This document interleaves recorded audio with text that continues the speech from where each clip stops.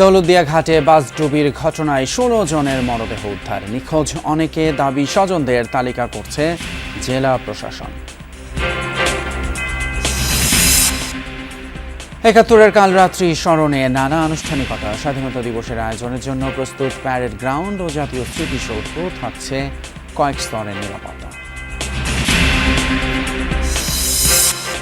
জ্বালানি তেলের সন্ধানে পাম্প থেকে পাম্পে ছুটছে মানুষ। পরিস্থিতি মোকাবেলায় প্রধানমন্ত্রী জরুরি বৈঠক, দাম না বাড়ানোর নির্দেশনা।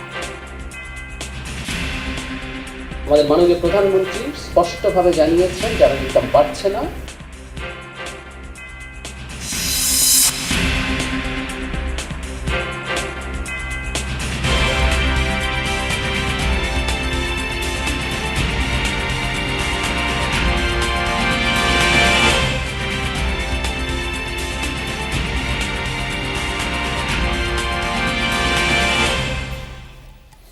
সবাইকে আমন্ত্রণ যমুনা নিউজে, আপনাদের সঙ্গে আছি আমি ফয়সাল তিতুমির। এতক্ষণ শিরোনামগুলো দেখলেন। শুরুতেই মর্মান্তিক দুর্ঘটনার খবর। রাজবাড়ীর দৌলতদিয়ায় ফেরিতে উঠতে গিয়ে নিয়ন্ত্রণ হারিয়ে পদ্মা নদীতে পড়ে যাওয়া বাসটি ৬ ঘন্টা পর তোলা সম্ভব হয়েছে। বাসের ভেতর থেকে উদ্ধার হয়েছে নারী এবং শিশুসহ ১৪ জনের মরদেহ। এর আগে উদ্ধার হওয়া ২ জন চিকিৎসাধীন অবস্থায় মারা যান। এতে মৃতের সংখ্যা দাঁড়ালো ১৬-তে। নিহতদের মধ্যে নারী ১০ জন, পুরুষ ৪ জন এবং শিশু ২ জন। বুধবার বিকেল ৫:৩০টার দিকে দৌলতদিয়ার ৩ নম্বর ফেরিঘাটে নিয়ন্ত্রণ হারিয়ে পড়ে যায় বাস। এরপর কয়েকজন যাত্রী সাঁতরে পাড়ে উঠতে পারলেও বেশিরভাগ যাত্রী আটকা পড়েন বাসে। এছাড়াও ১১ জনকে গুরুতর আহত অবস্থায় উদ্ধার করে গোয়ালন্দ উপজেলা স্বাস্থ্য কমপ্লেক্সে ভর্তি করা হয়। নিহত এবং আহত যাত্রীদের বেশিরভাগই ঈদের ছুটি শেষে ঢাকায় কর্মস্থলে ফিরছিলেন বলে জানিয়েছে পরিবারের সদস্যরা। খবর পেয়ে দৌলতদিয়া ঘাটে অবস্থানরত হামজা সহ উদ্ধার কাজ শুরু করে ফায়ার সার্ভিস, সেনা, নৌ বিমান বাহিনী, পুলিশ এবং বিআইডব্লিউটিসি। তবে বৈরী আবহাওয়া ও পানির গভীরতা বেশি হওয়ায় বাসটি উদ্ধারে বেগ পেতে হয়। শেষ পর্যন্ত উদ্ধার করতে সক্ষম হন তারা। ঘটনা তদন্তে রাজবাড়ী জেলা প্রশাসনের পক্ষ থেকে ৫ সদস্যের তদন্ত কমিটি গঠন করা হয়েছে। ১৬ জনের মরদেহ মিলেছে। নিখোঁজের কথাও শুনছি আমরা আরও বিস্তারিত জানবো আমাদের সহকর্মী রেদওয়ান আহমেদের কাছ থেকে। রেদওয়ান, আমরা শুনছিলাম যে মোট বাসে ৪০ জনের উপর যাত্রী ছিলেন। এটা সংখ্যাটা নিশ্চিত হওয়া গেছে কিনা এবং কতজন নিখোঁজ আছে আসলে এখনো? জেলা প্রশাসন কিছু বলছে কিনা একটু জানাবেন। নিখোঁজের সংখ্যা এখনো নিশ্চিতভাবে বলা যাচ্ছে না, কিন্তু যতদূর তথ্য পেয়েছি যে এখন পর্যন্ত প্রায় ২০ থেকে ২৫ জনেরও বেশি মানুষ এখনও নিখোঁজ। মর্মান্তিক এই দুর্ঘটনায় কিন্তু প্রায় ৭ ঘন্টার চেষ্টা এখনও চলছে এবং নিশ্চয়ই দেখতেই পাচ্ছেন ঠিক আমার পেছনে দেখা যাচ্ছে যে উদ্ধার কার্যক্রম কিন্তু এখনও চলমান।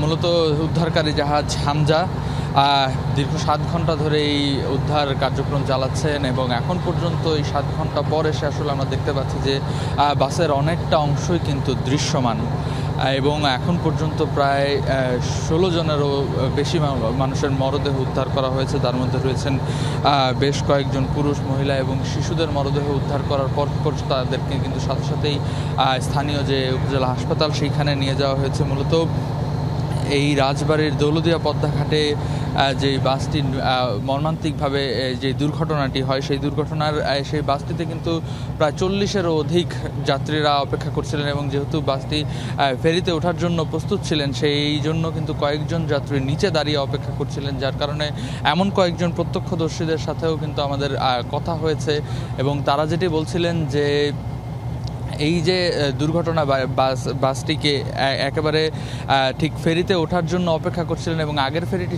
ছেড়ে গিয়েছিল এবং যার কারণেই কিন্তু সেই অপেক্ষাটি ছিল এবং ঠিক অন্য একটি ফেরি আসার সাথে সাথেই সেই বাসটি চলতে শুরু করে এবং এক পর্যায়ে কিন্তু নিয়ন্ত্রণ হারিয়ে সেটি নদীতে পড়ে যায় এবং তারপর থেকে এখন পর্যন্ত অতিবাহিত হয়েছে প্রায় ৭ ঘন্টারও বেশি সময়। পুলিশ, সেনাবাহিনী, বিজিবি এবং নৌ পুলিশ সহ সবাই একত্রে মিলে উদ্ধার কার্যক্রম চালাচ্ছে। আমরা দেখতে পাচ্ছিলাম যখন পাটুরিয়া ঘাট থেকেই আমরা রওনা দেই তখনই আমরা দেখতে পাচ্ছিলাম দৌলতদিয়ার ঘাটের যে উদ্ধার সরঞ্জাম সহ আরও বেশ কিছু কোস্টগার্ডের গাড়ি কিন্তু ইতিমধ্যে আরও লোকবল সহ পৌঁছানোর চেষ্টা করছে। মূলত ঢাকার উদ্দেশ্যে এই বাসটি ছেড়ে আসার সময় কিন্তু কুষ্টিয়া থেকে মাত্র ৬ জন যাত্রী বাসে উঠেছিলেন এবং পর্যায়ক্রমে বেশ কয়েকজন যাত্রী বিভিন্ন টার্মিনাল থেকে তারপরে তারা বাসে ওঠেন। মোট এখন পর্যন্ত শেষ তথ্য পাওয়া মতে জানা গেছে যে ড্রাইভার এবং হেল্পার এবং স্টাফ সহ কিন্তু প্রায় ৪৫ জনের বেশি ছিল ওই বাসটিতে, এবং তারপর পরে কিন্তু এই দৌলতদিয়া ঘাটে এসে পৌঁছায় এবং কুষ্টিয়ার কুমারখালী থেকে এই বাসটি ছেড়ে আসার পর এখন পর্যন্ত কিন্তু ঢাকায় পৌঁছে যাওয়ার কিন্তু এক মর্মান্তিক পরিহাস। এখন পর্যন্ত আমরা যেটি দেখতে পাচ্ছি যে সেই উদ্ধারকারী যে জাহাজটি রয়েছে সেই জাহাজটি ঠিক আমার হাতের বায়ে রয়েছে, এবং ফেরিঘাট থেকে যেহেতু আমাদের নামতে হবে এখন, সেই উদ্ধার কার্যক্রম নিশ্চয়ই আপনাদের আরও বিস্তারিতভাবে সামনে থেকে দেখাতে পারবো নিশ্চয়ই পরের ঘন্টার সংবাদে। ফয়সাল। নিশ্চয়ই রেদওয়ান, আপনাকে ধন্যবাদ, আপনি বিস্তারিত জানাচ্ছিলেন। নিস্তব্ধ এক রাত, যে রাতে ঘুমন্ত বাঙালির উপর নেমে আসে বিভীষিকা। পাকিস্তানি হানাদার বাহিনীর আক্রমণে প্রাণ হারায় ঢাকা শহরের হাজার হাজার মানুষ। 1971 সালের সেই নির্মম 25শে মার্চের রাতেই সূত্রপাত হয় বাংলাদেশের স্বাধীনতা সংগ্রামের। সর্বাত্মক যুদ্ধে ঝাঁপিয়ে পড়ে বাঙালি। আজ সেই ঐতিহাসিক দিন। এই উপলক্ষে ঢাকা বিশ্ববিদ্যালয় জুড়ে নেওয়া হয়েছে বিভিন্ন কর্মসূচি। শহীদ মিনারে গণহত্যা দিবসের আলোর মিছিলে অংশ নেন বিভিন্ন শ্রেণী পেশার মানুষ। মহান মুক্তিযুদ্ধে শহীদদের স্মরণ করা হয়। এই রাতেই ঢাকা বিশ্ববিদ্যালয় এলাকা হয়ে ওঠে হামলার অন্যতম লক্ষ্য। ছাত্র, শিক্ষক, নিরস্ত্র মানুষ কেউই রক্ষা পায় না সেই নির্মমতা থেকে। মহান স্বাধীনতা দিবস আজ মানুষের শ্রদ্ধার ভালোবাসায় সিক্ত হতে পুরোপুরি প্রস্তুত সাভারের জাতীয় স্মৃতিসৌধ। ভোরে রাষ্ট্রপতি এবং প্রধানমন্ত্রী শ্রদ্ধা নিবেদনের পরই সর্বসাধারণের জন্য খুলে দেওয়া হবে সৌধের দুয়ার। দিনটি উপলক্ষে জাতীয় স্মৃতিসৌধে 3 স্তরের কঠোর নিরাপত্তা বলয় তৈরি করেছে আইনশৃঙ্খলা বাহিনী। এর মধ্যে জাতীয় স্মৃতিসৌধকে ধুয়ে মুছে ফুল আর রং তুলির আঁচড়ে প্রস্তুত করেছে গণপূর্ত বিভাগ। এদিকে 18 বছর পর অনুষ্ঠিত হতে যাচ্ছে স্বাধীনতা দিবসের কুচকাওয়াজ, যেখানে রাষ্ট্রপতিকে সাথে নিয়ে উপস্থিত হবেন প্রধানমন্ত্রী তারেক রহমান। অন্তর্বর্তী সরকারের জারি করা 133টির মধ্যে প্রায় 120টি অধ্যাদেশের বিষয়ে সংসদীয় বিশেষ কমিটি চূড়ান্ত সিদ্ধান্ত নিয়েছে বলে জানিয়েছেন আইনমন্ত্রী মোহাম্মদ আসাদুজ্জামান। অধ্যাদেশ সংক্রান্ত সংসদীয় বিশেষ কমিটির মুলতবি বৈঠক শুরু হয় বুধবার দুপুর 3টায় সংসদ ভবনের ক্যাবিনেট কক্ষে। প্রায় 2 ঘন্টার বৈঠকে পক্ষে বিপক্ষে যুক্তি তুলে ধরেন সরকারি দল ও বিরোধী দলের সদস্যরা। সরকারি দলের পক্ষ থেকে 120টি অধ্যাদেশ নিয়ে ঐকমত্য হয়েছে জানালেও বিরোধী দল বলছে সংখ্যাটা আসলে 115। বাকি অধ্যাদেশ নিয়ে জুলাই সনদের আলোকে সাংবিধানিক নিয়মেই সিদ্ধান্ত নেওয়া হবে বলে জানান আইনমন্ত্রী। তবে কমিটিতে থাকা সরকারি দলের সদস্যদের বিরুদ্ধে গণভোটের অধ্যাদেশ রহিতকরণের প্রস্তাব দেওয়ার অভিযোগ তোলেন বিরোধীরা। যেসব অধ্যাদেশ নিয়ে কমিটিতে ঐকমত হবে না তা পরবর্তীতে আলোচনার জন্য সংসদে উত্থাপনের প্রস্তাব স্বরাষ্ট্রমন্ত্রী সালাউদ্দিন আহমদের।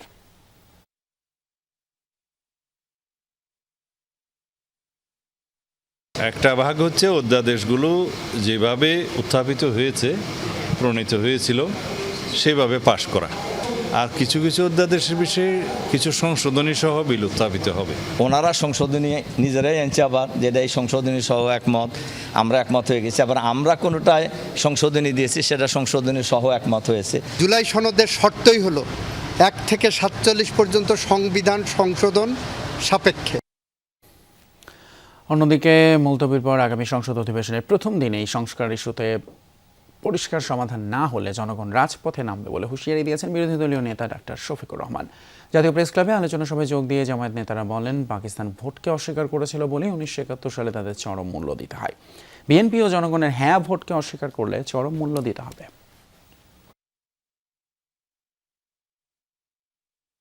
একটা অর্ডারের ভিত্তিতে 2টা ভোট একই দিনে হয়েছে। আপনি গোশত মানেন কিন্তু জুল খাইতে রাজি না। একই তরকারি একই বাসনে পাকানো হয়েছে, গোশতটা খেয়ে নিলেন, বলতেছেন জুলটা হারাম। তেলের অপেক্ষায় পাম্পের লাইনে কাটছে ঘন্টার পর ঘন্টা। জ্বালানি তেলের খোঁজে প্রতিদিনের মতো এক পাম্প থেকে আরেক পাম্পে ছুটেছেন গ্রাহকেরা। ভোর থেকেই রাজধানীর বেশিরভাগ ফিলিং স্টেশনে তেলের জন্য দীর্ঘ লাইনে দাঁড়িয়েও মেলেনি কাঙ্ক্ষিত জ্বালানি। দুপুরের পর নগরীর বেশিরভাগ পাম্পগুলোই বন্ধ করে দেওয়া হয়। পাম্প কর্তৃপক্ষ বলছে, রেশনিং করে জ্বালানি দিয়ে কুলানো যাচ্ছে না। ডিপো থেকে পর্যাপ্ত তেল না দেওয়ায় খুব বেশি সময় সরবরাহ করা সম্ভব হচ্ছে না বলেও জানান তারা। আমাদের অকটেন এবং পেট্রোল জ্বালানি তেল শেষ হয়ে গেছে। দুপুর থেকে এই অবস্থা রাজধানীর বেশিরভাগ পাম্পে। সবাই লাইন ধরে দাঁড়িয়ে থাকবেন না। এরপরই চলে ছুটোছুটি কোথায় মিলবে তেল। আবার যেসব পাম্প সকাল থেকে তেল সরবরাহ করে যাচ্ছে সেখানেও দীর্ঘ লাইনে দাঁড়িয়ে চালকরা 3 থেকে 4 ঘন্টা দাঁড়িয়ে দাঁড়িয়ে তেল পাচ্ছেন তারা। জ্বালানি তেল পেতে এই ভোগান্তি এখন নিত্যদিনের স্বাভাবিক চিত্র হয়ে দাঁড়িয়েছে। একটা সময় ছিল সব অফিসে যাওয়ার আগে আমি নাস্তা করব, খাবো, এখন আমার ওইগুলো বাদ। এখন ফার্স্ট চিন্তা থাকবে আমার 1 সপ্তাহ ফুয়েল নিতে হবে আমাকে। বলার আসলে ভাষা নাই, আমরা যারা অফিসগামী আছি আমার জন্য আরও কষ্ট হয়েছে জিনিসটা। সকালে আসছি 3 ঘন্টা হয়েছে, অনেক বাজে অবস্থা, এরকম আর কি গাড়ি চালানো প্রবলেম। নগরীর বেশিরভাগ পাম্পে রেশনিং পদ্ধতিতে জ্বালানি দিচ্ছে কর্তৃপক্ষ, এতে সন্তুষ্ট নয় চালকরা। 2 ঘন্টা লাগায় আমরা 10 লিটার তেল, 10 লিটার তেল থেকে আমরা ডিউটি করতে পারি, আমরা 100 কিলো গাড়ি চলে। বিশেষ করে যারা রাইড শেয়ার করে তাদের জন্য এটা চরম অনেক কষ্টের একটা বিষয়। পাম্প কর্তৃপক্ষ বলছে চাহিদা অনুযায়ী জ্বালানি ডিপো থেকে না পাওয়ায় রেশনিং পদ্ধতিতে দিতে বাধ্য হচ্ছেন তারা। আমাদের জন্য নির্দেশনা আছে যে ঠিক আছে, যতটুকু না আমরা পেয়েছি বা আমরা পাবো, বরাদ্দ পাবো, ততটুকু না আমরা দিয়ে থাকবো। আমাদের এখানে যেই ভিড়টা, এই ভিড় যেই মানুষের আতঙ্কটা, এর কারণে আমাদের হিমশিম খেতে হচ্ছে। শামীম রেজা, যমুনা নিউজ, ঢাকা। এদিকে বর্তমানে দেশে 1 মাসের জ্বালানি মজুদ আছে। এই রিজার্ভ আরও বড় করার চেষ্টা চলছে। জ্বালানি তেল ইস্যুতে সরকারের সক্ষমতা ও কার্যক্রম যাচাই করেছেন প্রধানমন্ত্রী, জানিয়েছেন মন্ত্রিপরিষদ সচিব। একই সাথে প্রধানমন্ত্রী এখনই জ্বালানি তেলের দাম না বাড়ানোর নির্দেশ দিয়েছেন বলে জানিয়েছেন তার তথ্য উপদেষ্টা ডাক্তার জাহেদুর রহমান। ইরান যুদ্ধে বন্ধ হরমুজ প্রণালী বিশ্বজুড়েই ব্যাহত হচ্ছে জ্বালানি তেলের সরবরাহ, অনিশ্চয়তায় বাংলাদেশও। ঈদের ছুটিতে পাম্পগুলোতে 2 দিন বন্ধ ছিল তেলের সরবরাহ, এতে তৈরি হয় বাড়তি চাহিদা, তেল নিয়ে হাহাকার। পরিস্থিতি মোকাবেলায় সকালে প্রধানমন্ত্রী তারেক রহমানের সভাপতিত্বে হয় মন্ত্রিসভার বিশেষ বৈঠক। দেশের সামগ্রিক অর্থনৈতিক পরিস্থিতি, জ্বালানি সংকট সমাধান নিয়ে আলোচনা হয় এতে। জেনারেলি 15 দিনের একটা রিজার্ভ থাকতো, তো এখন পর্যন্ত রিজার্ভ সাফিসিয়েন্ট রয়েছে এবং যেগুলা প্যানিক বাইং হচ্ছে অনেকটা, আমার চোখেও পড়েছে যায়। সকালে সরকারের 1 মাস পূর্তি উপলক্ষে সংবাদ সম্মেলনে তথ্য উপদেষ্টা জানান, বৈশ্বিক এই সংকট মোকাবেলায় নানান পরিকল্পনা নেওয়া হয়েছে। আমাদের দেশের রাজনীতি এবং সমাজ ব্যবস্থার মধ্যে যেহেতু একদল লোক এই ধরনের পরিস্থিতিকে পুঁজি করতে পারে বা পুঁজি করতে চায়, সে কারণে আমাদেরকে এই প্যানিক বাইং মনোজগতের বিরুদ্ধে আপনাদের মাধ্যমে একটা জনসচেতনতা তৈরি করার উদ্যোগ গ্রহণ করা উচিত বলে আমরা মনে করি। তথ্য উপদেষ্টা জানান, জ্বালানি তেলের সরবরাহ এবং বিপণন নিয়ে সমন্বয়হীনতা নেই। আমাদের মাননীয় প্রধানমন্ত্রী স্পষ্টভাবে জানিয়েছেন জ্বালানির দাম বাড়ছে না, সুতরাং জ্বালানির দাম যেহেতু বাড়ছে না, এই স্টোর করে রাখার প্রবণতা আসলে তাদের জন্য খুব বেশি বেনিফিশিয়াল হবে না। এদিকে জ্বালানি সংকট মোকাবেলায় স্পট মার্কেট থেকে আরও 2 কার্গো এলএনজি কেনার সিদ্ধান্ত নিয়েছে সরকার। বিকালে সচিবালয়ে সরকারি ক্রয় সংক্রান্ত মন্ত্রিসভা কমিটির সভায় এর অনুমোদন দেয়া হয়। আরিফুর রহমান সবুজ, যমুনা নিউজ, ঢাকা। নজর আন্তর্জাতিক খবরে ইরানের সাথে যুদ্ধ প্রায় শেষের দিকে বলে জানিয়েছেন যুক্তরাষ্ট্রের house of representative speaker mic Johnson. বুধবার এক সংবাদ সম্মেলনে এই কথা বলেছেন তিনি। আমরা অপারেশন এপিক ফিউরি গুটিয়ে আনছি। আমার ধারণা এটি দ্রুতই শেষ হবে এবং নির্ধারিত সময়সূচি অনুযায়ী হচ্ছে। ফেসবুক পোস্টে কমেন্ট করাকে কেন্দ্র করে ঝিনাইদহের হরিণাকুণ্ডতে দুপক্ষের সংঘর্ষে একজন নিহত হয়েছেন। বুধবার রাতে উপজেলার কাপারসাটিয়া ইউনিয়নের কুল্লাগাছা ভাতুরিয়া গ্রামে সংঘর্ষ হয়। স্থানীয়রা জানায়, ঈদের কয়েকদিন আগে ফেসবুক পোস্টে কমেন্ট করা নিয়ে ওই গ্রামের আব্দুল আজিজ এবং কৃষক দলনেতা আবুল কাশেমের মধ্যে বাকবিতণ্ডা হয়। তারা আবার সম্পর্কে একে অপরের চাচাতো ভাই। বুধবার রাতে আবুল কাশেম এবং আব্দুল আজিজ হাতাহাতিতে জড়িয়ে পড়ে। এক পর্যায়ে উভয়ের পরিবার মারামারিতে জড়ায়। এক সময় অচেতন হয়ে মাটিতে পড়ে যান আবুল কাশেম। পরে তাকে উদ্ধার করে ঝিনাইদহ সদর হাসপাতালে নেয়ার পথে মৃত্যু হয়। কাশেম ইউনিয়ন কৃষক দলের সাধারণ সম্পাদক ছিলেন।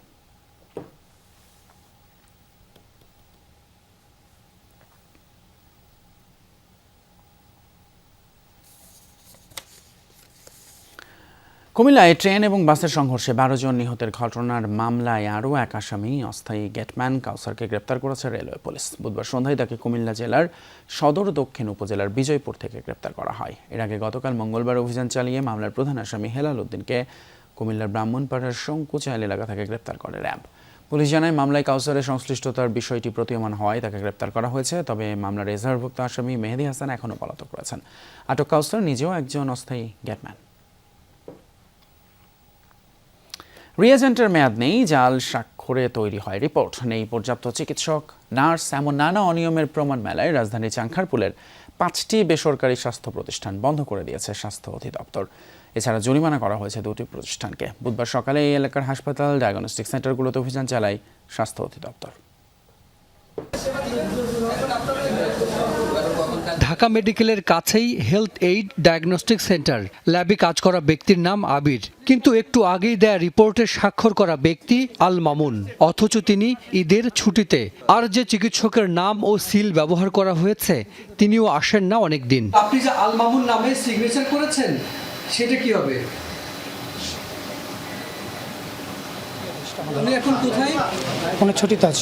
ল্যাবের ফ্রিজে পাওয়া যায় মেয়াদ শেষ হওয়া রিয়েজেন্ট। আল্ট্রাসনোগ্রাফি করা চিকিৎসক ভুলে গেছেন বিএমডিসির নিবন্ধন নম্বর। কত আপনার মুখস্থ নাই, আমার একটু দেখে বলতে হবে। এখানে আমার কাগজপত্র জমা দেওয়া আছে। পরে এই ডায়াগনস্টিকের কার্যক্রম বন্ধ ও 1 লাখ টাকা জরিমানা করে স্বাস্থ্য অধিদপ্তর। 50 শয্যার অথেন্টিক হাসপাতালের চিকিৎসক একজন, তাদের ডায়াগনস্টিকেও স্বাক্ষর জাল করা হয়েছে। পরে সেটি বন্ধ করে দেয়া হয়। তানজিন নাহার এই মুহূর্তে এখানে উপস্থিত আছেন? না, উনি নেই, উনি তো গভর্নমেন্ট ডাক্তার। রিপোর্ট হলো কিভাবে ওনার নামে? ওনার নামই হয়নি, ওনার নামের উপরে ওনার নাম তো আমাদের প্যাডের মধ্যে লেখাই থাকে। লাইসেন্স না থাকায় প্রাইম টিজির ব্লাড ব্যাংক বন্ধ করে দিয়েছে স্বাস্থ্য অধিদপ্তর। ডায়াগনস্টিক সেন্টারকে জরিমানা করা হয় 60,000 টাকা। কাগজগুলো কিন্তু সামনে আসছে রাখা, ওখানে স্যার একটু দেখলে মনে ভালো হয়। আমাদের ট্রেড লাইসেন্স তো স্যার আছে। এছাড়া বন্ধ করে দেয়া হয় আহমেদ স্পেশালাইজড হাসপাতাল এবং অ্যাক্টিভ ডায়াগনস্টিক ও ব্লাড ব্যাংক। আমাদের অভিযানের উদ্দেশ্য সংশোধন, কোনো বন্ধ করা না। কারণ এক স্বাস্থ্যসেবা বন্ধ করে দিলে at the end of the day আমাদের জনগণ ভুক্তভোগী হবে, সেটা আমরা কখনোই চাই না। সরকারের উদ্দেশ্য সেটা না। আমরা এই অভিযানগুলো পরিচালনা করছি, সবাইকে সতর্ক করছি এবং বন্ধ করাও একটা সতর্কতা। অভিযানে হাসপাতালের একজন কর্মচারী ও এক দালালকে আটক করা হয়। হাসান মিসবা, যমুনা নিউজ, ঢাকা। নারায়ণগঞ্জ বন্দরের ঐতিহাসিক লাঙ্গল বন্দে আদি ব্রহ্মপুত্র নদের তীরে শুরু হয়েছে সনাতন ধর্মাবলম্বীদের মহাষ্টমী স্নানোৎসব। বুধবার বিকেল 5:17 থেকে শুরু হয় স্নানোৎসব, চলবে আজ বেলা 2:59 পর্যন্ত। স্নানের লগ্ন শুরু হওয়ার সঙ্গে সঙ্গেই পাপ মুক্তির বাসনায় নারী, শিশুসহ লাখো পুণ্যার্থী স্নানোৎসবে মেতে ওঠেন। ব্রহ্মপুত্র নদের 24টি ঘাটে স্নান শুরু হয়। এবারে স্নানে দেশের বিভিন্ন অঞ্চলের পুণ্যার্থীর পাশাপাশি ভারত, নেপাল, ভুটান সহ বিভিন্ন দেশ থেকেও পুণ্যার্থীরা এসেছেন। স্নান উপলক্ষে উৎসবের আমেজ ছড়িয়ে পড়েছে পুরো এলাকায়। 3 কিলোমিটার এলাকা জুড়ে বসেছে ঐতিহ্যবাহী লোকজ মেলা, যে উৎসবের জৌলস আরও বাড়িয়ে দিয়েছে। এদিকে উৎসব সুষ্ঠুভাবে সম্পন্ন করতে প্রস্তুতি গ্রহণ করেছে স্থানীয় প্রশাসন।